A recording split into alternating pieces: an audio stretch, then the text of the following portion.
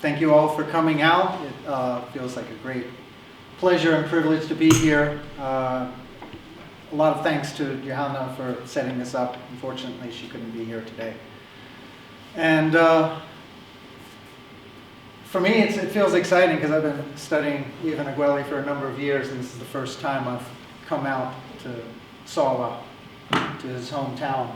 Actually, gotten interested in writing about Islam and anarchism many years ago and put out this little booklet he's mentioned in here.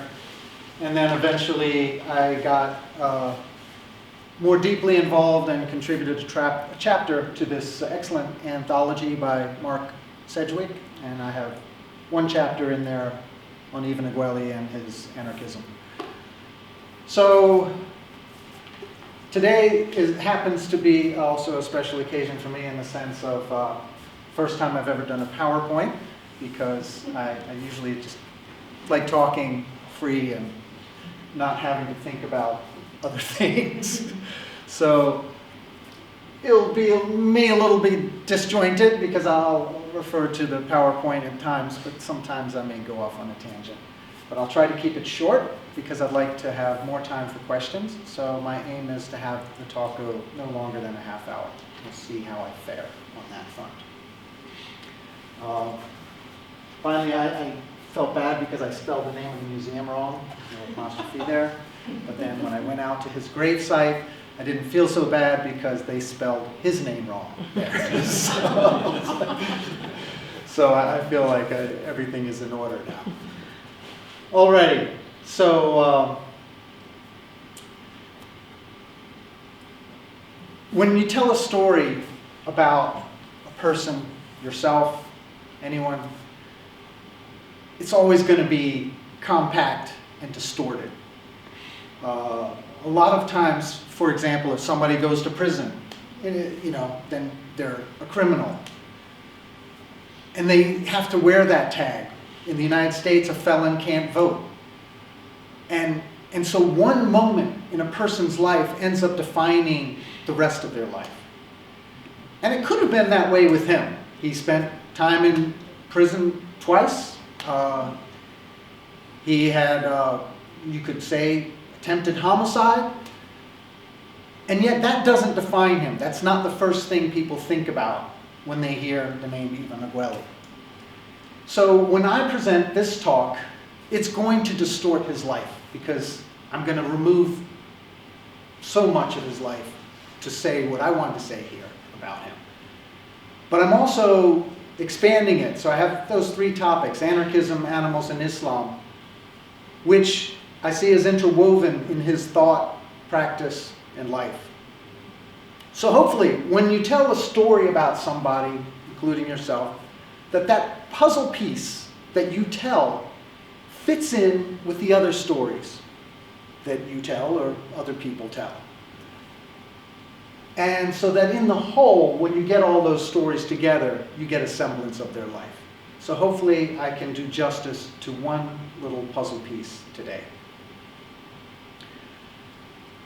I begin with this picture of ants because I felt like this symbolized to me something where I think you can capture a bit of his theology, which I feel is a good spot to begin, because he struggles with a lot, and it can be hard to figure out sometimes what he really means, because balance is a core theme in what he deals with. A balance between the individual and society, a balance between rationality and the imaginary, balance between East and West, and balance between exotericism, that is the sort of outside aspects of faith, and esotericism, the inner. And something I realized at some point that he was also balancing, it doesn't come out outright, but I would say a balance between monism and monotheism. Monism means the world is God, like everything is God, like pantheism, you could say. It's something you see in his work and thought, but he rejects it because he's also monotheistic. But he's not monotheistic in the sense that God is separate from us either. And so in this, I thought of ants. Because if you think, to me, as I interpret his theology, it'd be like saying the colony. If you think of the colony as God, no ant, singularly, is God, but every ant composes God through the colony. The grains of sand, you can't have the colony without dirt and sand, so you need them, but you don't have a colony made of just dirt and sand.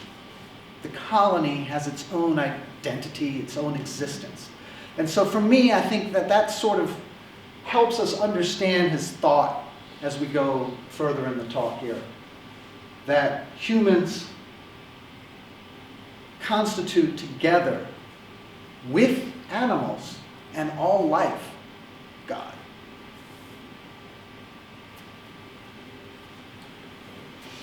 So I found it fascinating too that when I got interested in Ivan Aguéli, I came at it from an outsider perspective. Outside in the rest of the world, it seems we have a different image of Ivan Aguéli than in Sweden, where primarily one thinks of him as a painter. Göran Persson, the head of state in Sweden, had one of his paintings, the cat, in his office. And outside of Sweden, people, when they think of Ivan Aguéli, tend to think of him more as a bridge between East and West. So there's a lot of faces of him, a lot of phases. And here we've got 4 paintings or artworks of him.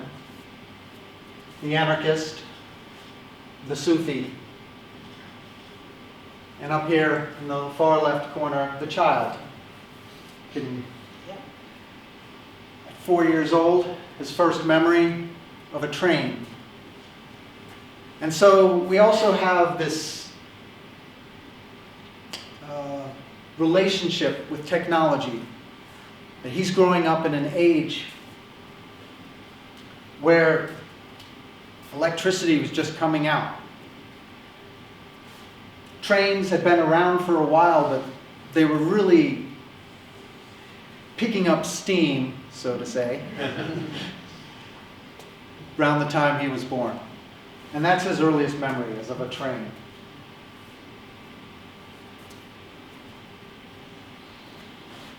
This is also a period where you had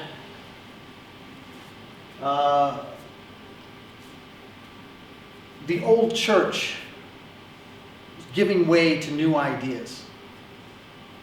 And Swedenborg obviously lived a lot longer prior, but the Swedenborg kyrkan, the church here in Sweden, didn't actually get started until around the time Ivan Aguéli was born. They had a presence, but it was part of, you could say, Swedenborg had an incredible impact on the development of what today we call New Age. And Theosophical Society followed in that footstep of getting rid of this idea that belief was what got you into heaven. Rather, Swedenborg and the Theosophical Society saw truth beyond belief. And as Swedenborg believed, you could live a good life, never hear about the gospel, didn't matter. Go to heaven anyway. Theosophical Society believed the secret truth lay in all of faiths around the world. A single truth. Tolstoy happened to be one of the biggest influences on Ivan Aguéli's life, and as a Christian anarchist, embodied that type of faith combined with anarchism. Tolstoy didn't like calling himself an anarchist because of the implications of the term, but he believed government to be reprehensible. As a pacifist, government based on violence was unethical. So Tolstoy, along with these others, Aguéli joined the Theosophical Society when he moved to France, became themes that followed him throughout his life.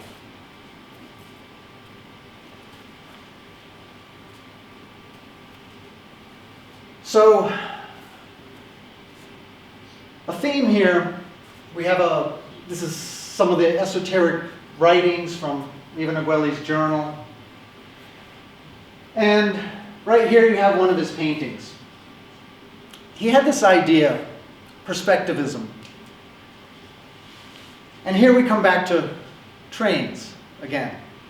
Because we can think of this painting not just as a still, but as something that you watch when you're on a train. And you look out the window and you see a field, and you see the trees, and you see the forest, and you see the mountains.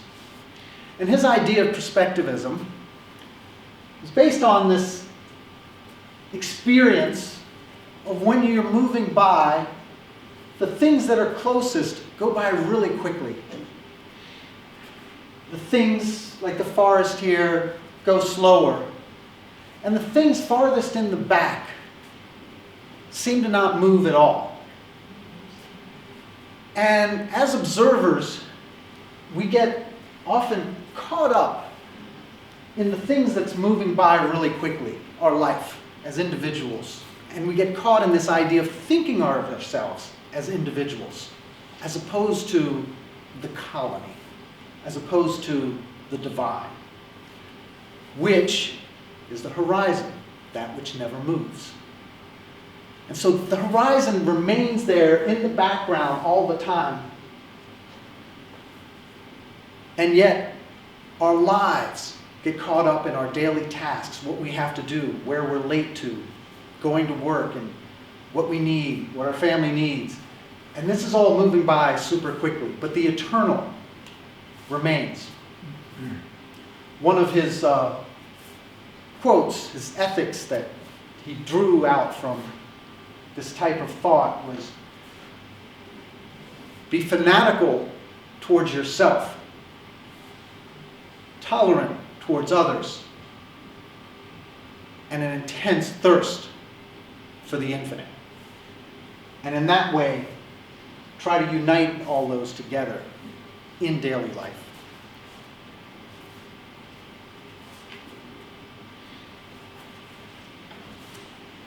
So this period he grew up in, 1869, he was born about a month before Emma Goldman, was a period when anarchists were growing alongside the industry that was growing, because alongside industry you had a lot of inequality.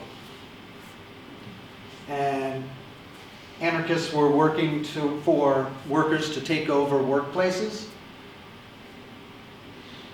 and subsequently came into conflict with police.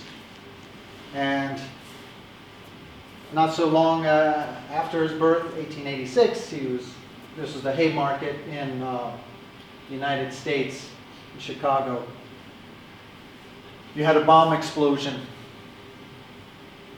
And bombs were going off more and more frequently through this period from anarchists, whether it was assassinating heads of state or whether it was targeting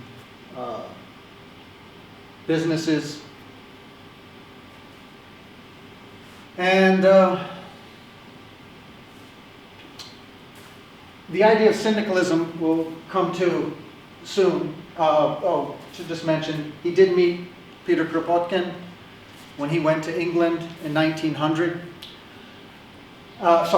He went to England in 1890, and met Kropotkin, and that was around the period that he started getting interested in anarchism. And it was also around the same time when he was getting interested in Islam and borrowed the Quran from Stockholm Library in 1892.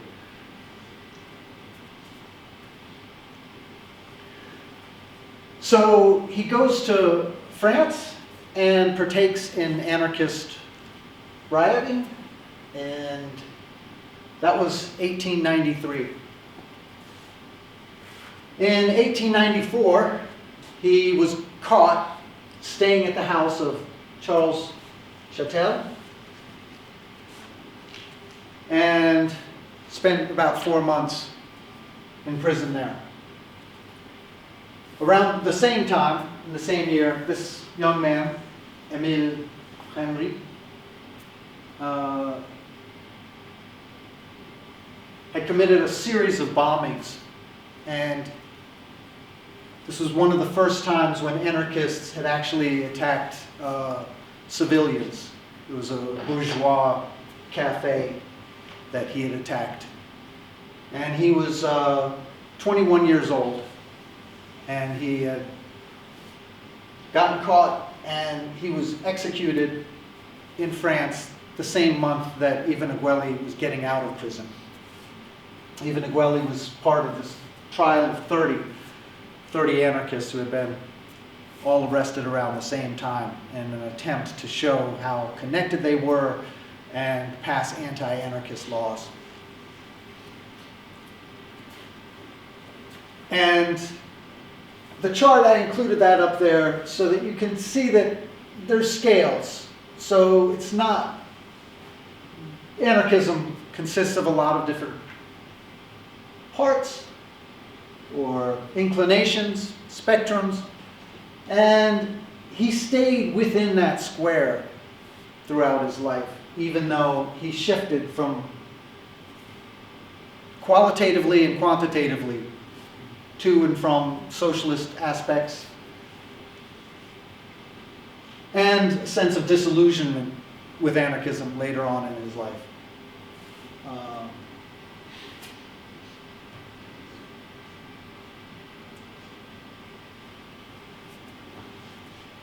And around 1911, he wrote an article, believe he had intended to send it to Brand, which had started in 1898, the first major Swedish anarchist newspaper. And so there he wrote this article. I don't think it didn't get published, but he wrote a complete article, Individualism and Solidarity, Individualismen och solidaritet, en livsfråga. And therein he saw syndicalism as the solution. So whereas in 1893, and he participated in the anarchist riots, he more had this idea of anarchism as this contrast to socialism, where socialists were trying to get into power, anarchists were trying to get rid of power. Whereas here, he saw syndicalism as a solution to this tension between the individual and society. And he saw syndicalism as providing this balance where you had both the sort of freedom that he believed individuals had and needed, as well as the cooperation to work together and ultimately take over workplaces. Yet, as an individual painter, he didn't join a union, but he allied himself with the beliefs. Now, this is an image from 1917 near Barcelona. There was, near the time of his death, he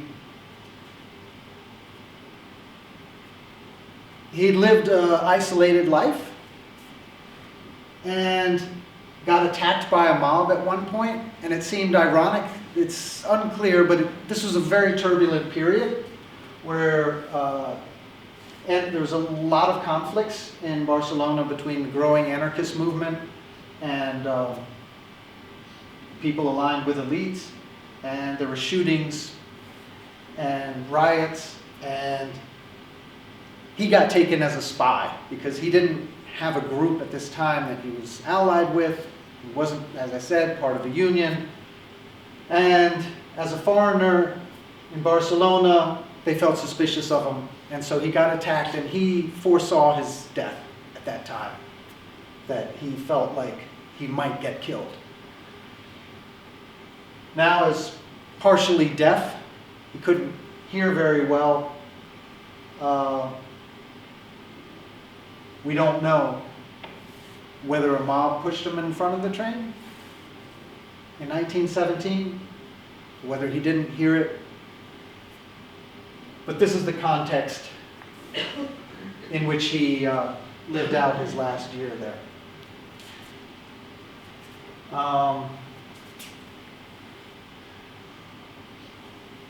As I'm sure many of you know, he grew up with his father as a veterinarian. Hearing sounds of animals screaming and squealing when his father performed operations. His father, rather tyrannical, not a particularly pleasant person as I've understood, made this mark on him where he had a sense of empathy for what animals were going through. Adolf Theodor Boyesen founded the Swedenborgian Church in Sweden at the time, and Ivan Aguéli hung out with his daughter. And Adolf became the sort of father figure that he never had. And Adolf wrote about animal liberation, and in particular, in one of his texts, told a story about a bull that was being pulled through the streets and pulled by its nose ring, and a huge crowd watches in the street as this butcher is dragging this animal off to slaughter. And it's doing whatever it can to resist, and it's being beaten. And Boyesen describes this scenario, saying,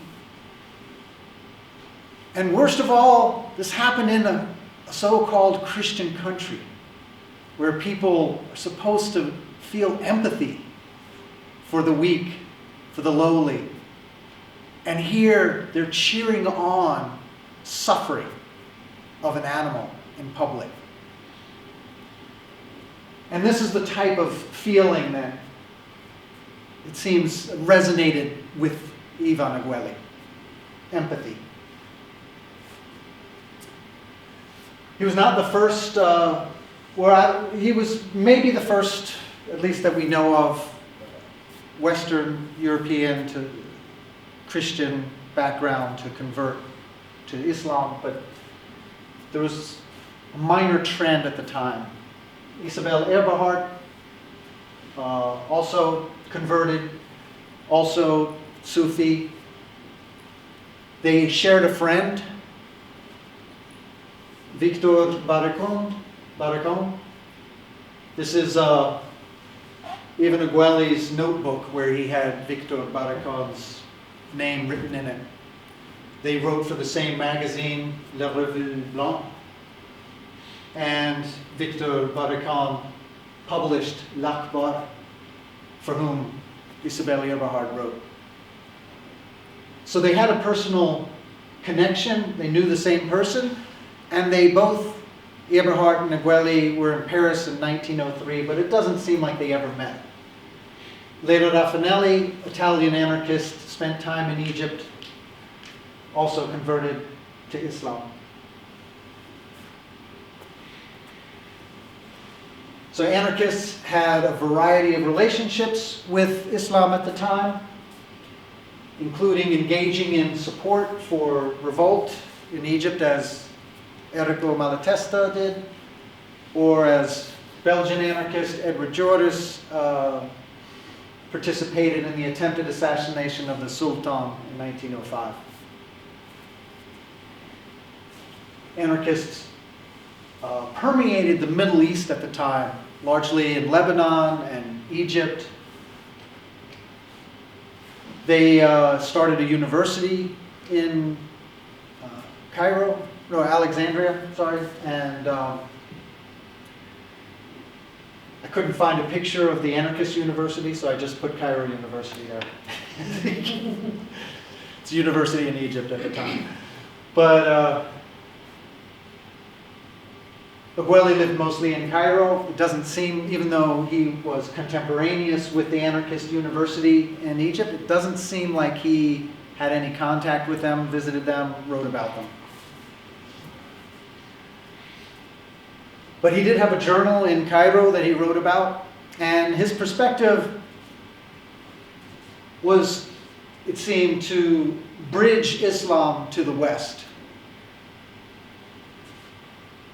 And hence he did a lot of translation work and attempted to dismiss the sort of prejudice that a lot of Europeans had about Islam. And as many of you may already know, he coined the term Islamophobia long prior to the existence of the term fascist or Nazi.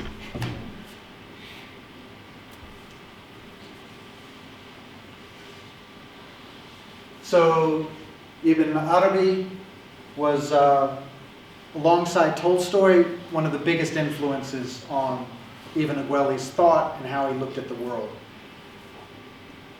Aguéli said that Islam is the only religion that can do without a clergy.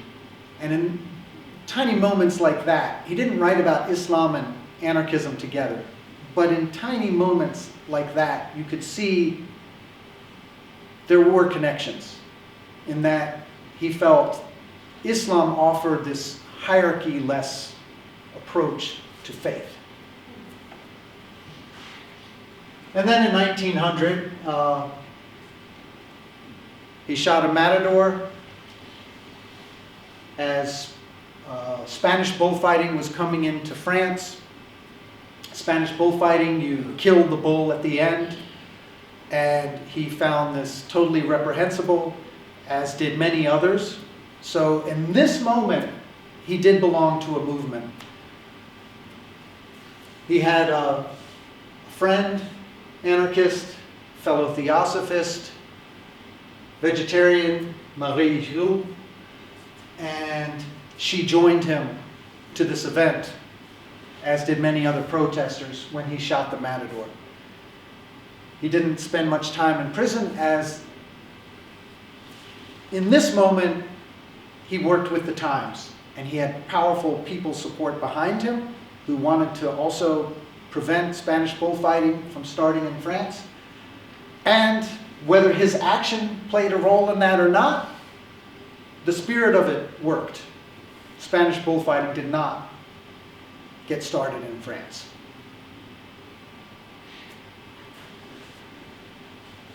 So one of the things that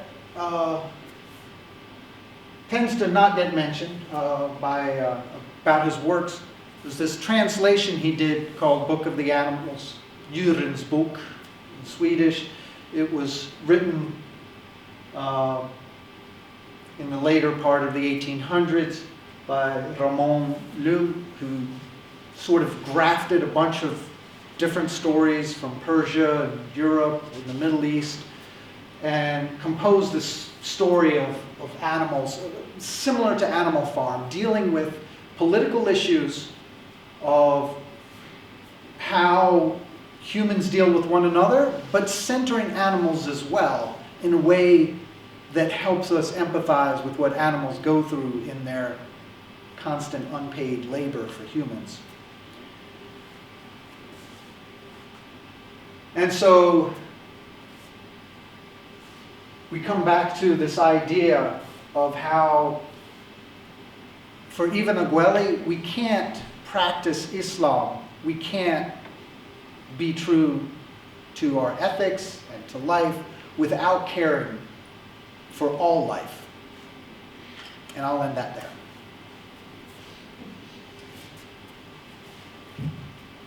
The first memory became the last memory for Ivan Aguéli.